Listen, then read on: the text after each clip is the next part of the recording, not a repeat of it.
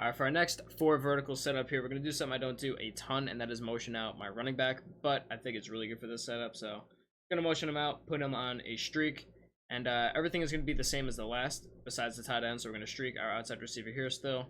So we're going to put our outside receiver here on a post, but instead of putting our tight end on a drag now, I'm just going to put him on a stem down corner out, just like that.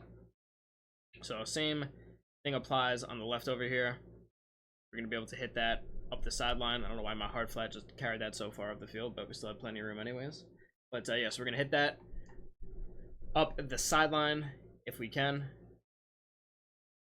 course, you can throw this, you know, kind of clear out route here. You can throw that right away too if you have the space to.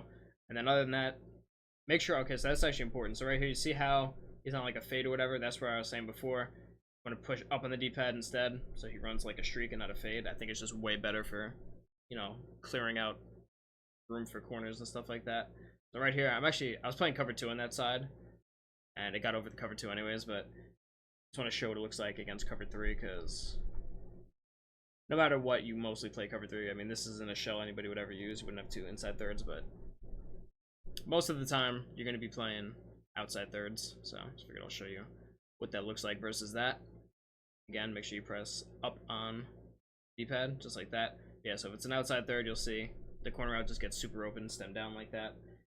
And then you have the post over the middle as well.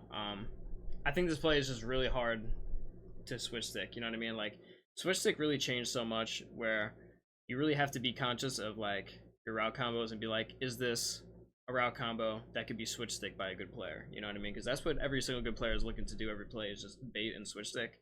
I just feel like there's so much on this play that you have to worry about, you know what I mean? You have the quick seam, then you have this wheel up the sideline, which is really hard to switch stick because it gets open like way later than, you know, kind of where the corner will be in relation to the streak. So it's hard to switch stick that.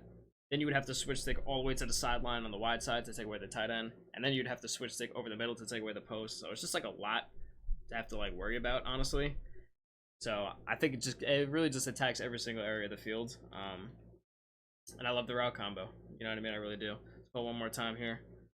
I love everything. Every single route on this field is throwable. And every single route is really good. So don't motion up my running back a ton, but I probably should a little bit more, honestly, because I think it's good. And yeah, hit that right up the sideline just like that, along with every other route on the field. This is my favorite 4 verticals combo.